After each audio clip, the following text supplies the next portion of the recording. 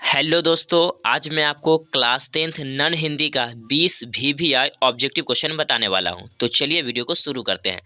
तो दोस्तों, सबसे पहला क्वेश्चन है, खुशबू रचते हैं हाथ पाठ की विधा है। तो ऑप्शन ए में है कविता, ऑप्शन बी में है कहानी, ऑप्शन सी में है निबंध और ऑप्शन डी में है यात्रा वृत्तांत।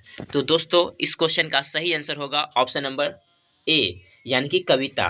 खुशबू रचते हैं हाथ क्या है? कविता है। चलिए अगला क्वेश्चन की ओर चलते हैं। क्वेश्चन नंबर 2 कहता है, चिकित्सा का चक्कर डॉट डॉट द्वारा रचित पाठ है। मतलब कि चिकित्सा का चक्कर किसने लिखा है?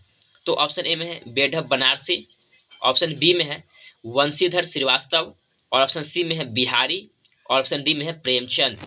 तो दोस्तों, इसका सही आंसर होगा ऑप्शन नंबर ए, यानी कि बेढब बनारसी। ठीक है, चिकित्सा का चक्कर बेढब बनारसी के द्वारा लिखा गया है।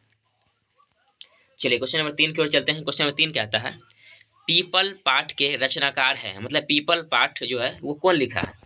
तो ऑप्शन ए में है नरोत्तम दास, ऑप्शन बी में है रामधारी सिंह दिनकर और ऑप्शन सी में है गोपाल सिंह नेपाली, ऑप्शन डी में है राम वृक्ष बेनीपुरी। तो दोस्तों, इसका सही आंसर होगा ऑप्शन नंबर सी, यानी कि गोपाल सिंह नेपाली। ठीक है, पीपल पाठ कौन लिखा है? गोपाल सिंह नेपाली ने लिखा है। चलिए क्वेश्चन नंबर 4 की ओर। क्वेश्चन नंबर 4 कहता है, संस्कृत भाषा के शब्द जो हिंदी में प्रयुक्त होते हैं उन्हें कहते हैं।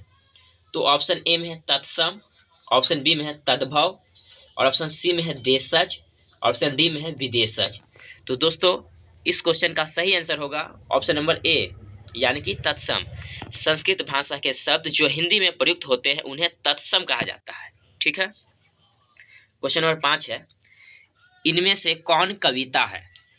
ऑप्शन ए में है हौसले की उड़ान, ऑप्शन बी में है दीनबंधु निराला, ऑप्शन सी में ईदगाह और ऑप्शन डी में है पीपल। तो दोस्तों, इस क्वेश्चन का सही आंसर होगा option number D, people. People क्या है? कविता है।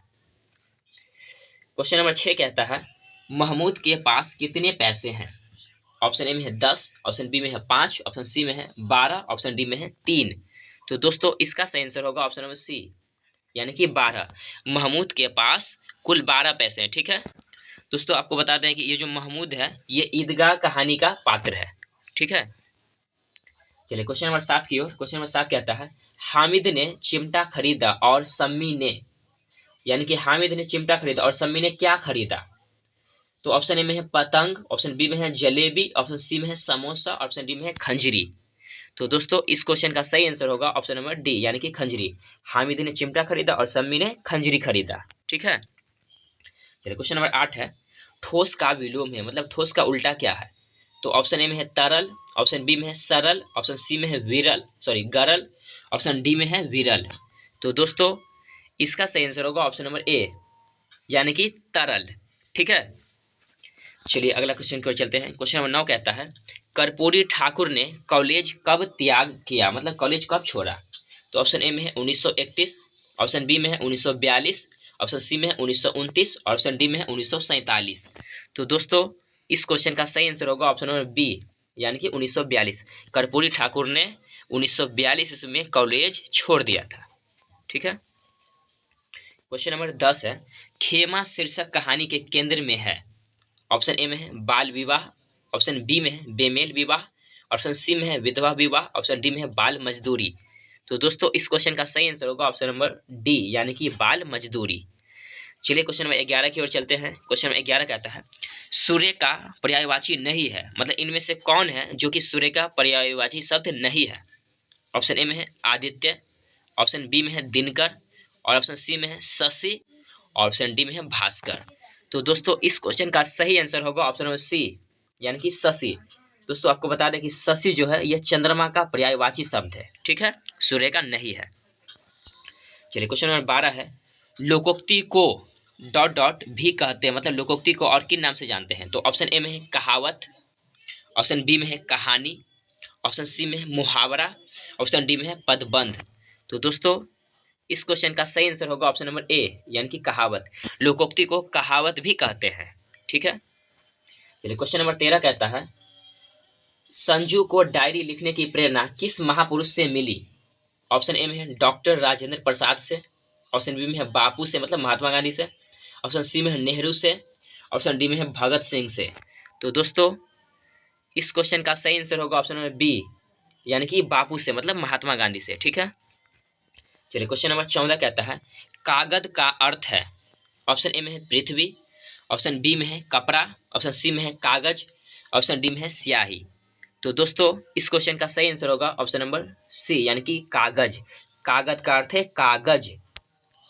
चलिए क्वेश्चन नंबर 15 की ओर चलते हैं। क्वेश्चन नंबर 15 कहता है रामधारी सिंह दिनकर का जन्म हुआ था। ऑप्शन ए में है बंगाल में, ऑप्शन बी में है बिहार में, ऑप्शन सी में है उत्तर प्रदेश में, ऑप्शन डी में है राजस्थान में। तो दोस्तों इस क्वेश्चन का सही आंसर होगा ऑप्शन नंबर बी, यानी कि बिहार में। रामधारी सिंह दिनकर का जन्म बिहार में हुआ। ठीक है, चलिए क्वेश्चन नंबर 16 की ओर चलते हैं। क्वेश्चन नंबर 16 है मन में ठान लेना मुहावरे का अर्थ है। तो ऑप्शन ए में है मन में ही मन गुनगुनाना, ऑप्शन बी में है पक्का विचार करना, ऑप्शन सी में है मन ही मन खुश होना, ऑप्शन डी में है गुलजार करना। तो दोस्तों इस क्वेश्चन का सही आंसर होगा ऑप्शन नंबर बी, यानी कि पक्का विचार करना। मन में ठान लेना मुहावरे का क्या अर्थ है? तो पक्का विचार करना। चलिए क्वेश्चन नंबर 17 की ओर चलते हैं। क्वेश्चन नंबर 17 है सही वर्तनी है, मतलब कौन सही लिखा हुआ है? तो दोस्तों इसका सही आंसर होगा ऑप्शन नंबर बी, यानी कि श्रृंगार। ठीक है, चलिए क्वेश्चन नंबर 18 की ओर चलते हैं। क्वेश्चन नंबर 18 है वकील साहब हैं। तो ऑप्शन ए में है ईर्ष्यालु, ऑप्शन बी में है परोपकारी, ऑप्शन सी में है उदासीन, ऑप्शन डी में है राजनीतिज्ञ। तो दोस्तों इस क्वेश्चन का सही आंसर होगा ऑप्शन नंबर ए, यानी कि ईर्ष्यालु। वकील साहब है ईर्ष्यालु। चलिए क्वेश्चन नंबर 19 की ओर चलते हैं। क्वेश्चन नंबर 19 कहता है दर्दमंद और वंचितों की हिफाजत का संकल्प निहित है। तो ऑप्शन ए में है कबीर के पद में, ऑप्शन बी में है बच्चों की दुआ में, ऑप्शन सी में है पीपल में, ऑप्शन डी में है सुदामा चरित्र में। तो दोस्तों इसका सही आंसर होगा ऑप्शन नंबर बी, यानी कि बच्चों की दुआ में। ठीक है, यानी बच्चे की दुआ में। क्वेश्चन नंबर 20 है नेक का अर्थ है, मतलब नेक का मतलब क्या होता है? तो ऑप्शन ए में है अच्छा, ऑप्शन बी में है खराब, ऑप्शन सी में है व्यवहार, ऑप्शन डी में इनमें से कोई नहीं। तो दोस्तों इस क्वेश्चन का सही आंसर होगा ऑप्शन नंबर ए, यानी कि अच्छा। दोस्तों आज के लिए बस इतना ही, मिलते हैं नेक्स्ट वीडियो में, तब तक के लिए धन्यवाद।